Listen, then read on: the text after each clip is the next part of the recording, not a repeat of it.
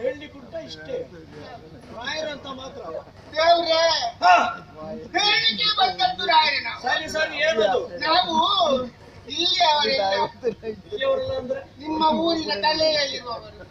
ಅಲೆಯಲ್ಲಿ ಹೌದೌದು, ಎತ್ತರ ಊರ ಹೊರಗೆ. ಹೌದೌದು, ಗಿರಿ ಗಿರಿ ಗಿರಿಜನ ಮಕ್ಕಳ ನೀವು? ನಾವೆಲ್ಲರೂ ಗಿರಿಜನ. ನಿಮ್ಮನ್ನು ಅಲ್ಲಿ ನಿಮ್ಗೆ ಬೇಕಾದ ಹಾಗೆ ವ್ಯವಸ್ಥೆ ಮಾಡಿ ಕೊಡಿಸಿದವರು ಏನು ಬಂದದ್ದು? ನಾವೇನು ತುಂಬಗೆ ಕೂತ್ಕೊಳ್ಳಲಿಲ್ಲ. ಮತ್ತೆ ಮಾಡಿದ್ರಿ? ನೀವು ಕೊಟ್ಟ ಜಾಗ ಸರಿಯಾಗಿ ಒಂದು ತಟ್ಟು ಮಾಡಿದ್ದೇವೆ. ಅದೆಲ್ಲ ಮಾಡದಿರಿ ನಿಮ್ಮನ್ನು ಅಲ್ಲಿಂದಲೂ ಅಟ್ಟುವುದಿಲ್ಲ. ಹೌದೌದು, ತಟ್ಟು ಮಾಡಿದ್ವಿ ಮಾತ್ರ ಬಿಟ್ಟದ್ದಲ್ಲ, ಅದರಲ್ಲಿ ಬೇಕಾದಂತ ಕೃಷಿಗಳನ್ನೆಲ್ಲ ಮಾಡಿದ್ದೇವೆ. ಆಯ್ತಪ್ಪ, ಮುಂದೆ ಹೇಳು. ಅಲ್ವಾ ರಾಯರ, ಒಂದಲ್ಲ ಎರಡಲ್ಲ ಹಲವಾರು ಬಗೆದ್ದು ಮಾಡಿದ್ದೇವೆ. ಆದ್ರೆ ಏನು ಮಾಡೋಣ ಹೇಳಿ? ಏನಾಯ್ತಾ? ಕಪ್ಪು ಆನೆ ಬರುವುದು, ಮತ್ತೆ ತೆಂಗಿನಕಾಯಿ ಮಂಗ ಬರುವುದು, ಬಾಳೆ ಗಿಡ ಮಾಡಿದ್ರೆ ಮಂಗ ಬರುವುದು, ಕೃಷಿ ಮತ್ತೆ ಭತ್ತ ಬೆಳೆಸಿದ್ರೆ ಹಕ್ಕಿಗಳು ಬಂದು ತಿನ್ನುವುದು ಹೋಗುದು. ಎಂತದು ಮಾಡಿದ್ರು ನಮಗೆ ಸುಖ ಇಲ್ಲ ರಾಯರ. ಕಡೆಗೆ ನಾವೆಲ್ಲ ಸೇರಿ ಒಂದು ಯೋಚನೆ ಮಾಡಿದ್ದೇವೆ. ಹೀಗೆ ಕೃಷಿಯಲ್ಲಿ ಬದುಕಿಗೆ ಸಾಧ್ಯ ಇಲ್ಲ, ನಾವು ವೈನುಗಾರಿಕೆ ಮಾಡಬೇಕು. ವೈನುಗಾರಿಕೆ ಅಲ್ಲವಾದು? ಹೌದು, ಹೈನುಗಾರಿಕೆ. ಅದನ್ನ ಯಾವ್ದಾವ್ದನ್ನು ಹೇಳಬೇಡ. ನಮ್ಗೆ ಅದೇ ನಮ್ಗೆ ಬಾರ ತಪ್ಪು ಹೇಳಲಿಕ್ಕೆ ವಿದ್ಯೆಲ್ಲ ಬರ್ತದಲ್ಲ. ಹಾಗೆ ನಾವು ಒಟ್ಟಿಗೆ ಸೇರಿ ಸಾಲ ಮಾಡಿ 3 ದನಗಳನ್ನು ತಗೊಂಡೆ. ಹೌದೌದು,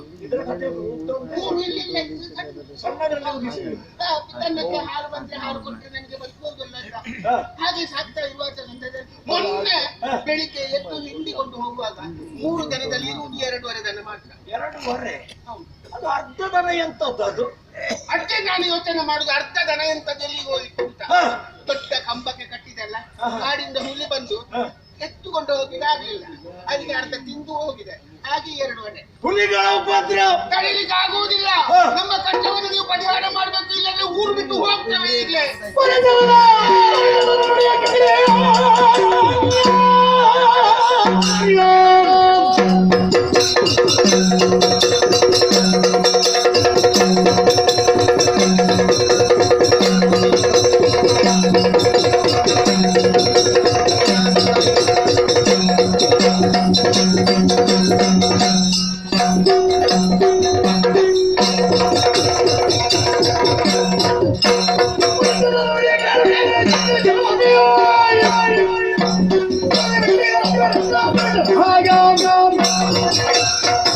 ಹೋಗುದವರು ನೀವು ಬದುಕಲಿ ಎಂಬ ಹಾಗೆ ನಿಮಗೆಲ್ಲ ಜಾಗ ಕೊಟ್ಟದ್ದು. ಹೌದು, ಆದ್ರೆ ಪ್ರಾಣಿಗಳ ಉಪದ್ರದಿಂದ ಬದುಕುವುದಕ್ಕೆ ಸಾಧ್ಯವಿಲ್ಲ ಎಂಬ ಹಾಗೆ ಚಿಂತಿಸಬೇಡಿ.